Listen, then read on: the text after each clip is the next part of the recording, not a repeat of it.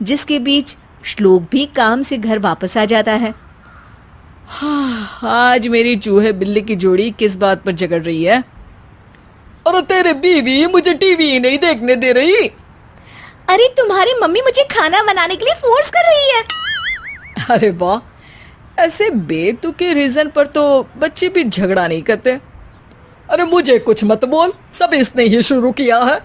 हाँ हाँ, जैसे आप तो बहुत दूध की धूली है ना। अरे बस दोनों चुप।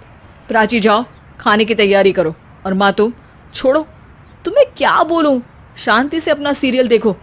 मुझे दोबारा लड़ने की आवाज सुनाई नहीं देनी चाहिए।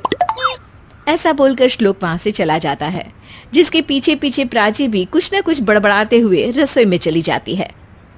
हाँ हाँ, सासू जी को तो कुछ बोलेंगे ही नहीं, बस मुझ पर ही हुक्म चलता है, खाना बनाओ, जैसे मैं इनके घर में खाना बनाने के लिए आई हूँ।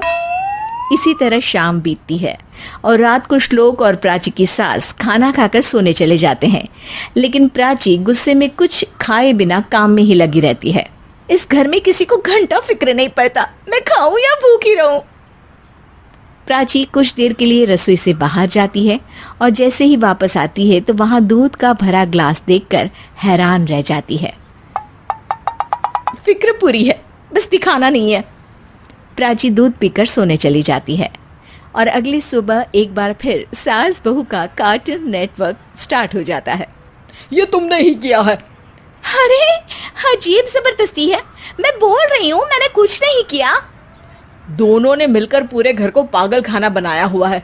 यहाँ कोई नॉर्मल इंसान तो रह ही नहीं सकता, इसीलिए अब पड़ोसी क्या रिश्तेदार भी घर आने से कतराते हैं। और सुन बेटे, तू भी चंगा, तेरी माँ भी चंगी, तेरी बीवी भी चंगी, रिश्तेदार। हाँ जी, आपको नहीं पता क्या, गंगाधर ही शक्तिमान है, रिश्तेदार ही। हाँ हाँ, बस समझ गया। कभी जानवरों जैसे लड़ेंगी तो कभी जुगलबंदी करेंगी। भाई मैं आप दोनों के बीच में नहीं फंसना चाहता। सास बहू की इस मनमौजी जोड़ी से परेशान होकर श्लोक अपना सिर खुजलाता वहां से चला जाता है। चलो अब मैं भी कीर्तन में जा रही हूँ।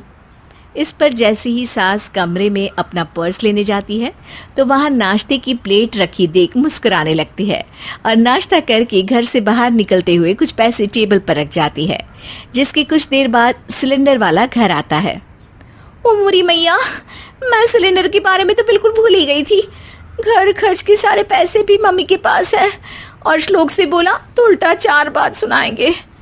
प्राची ये सोच ही रही होती है कि अचानक उसका चेहरा चमक उठता है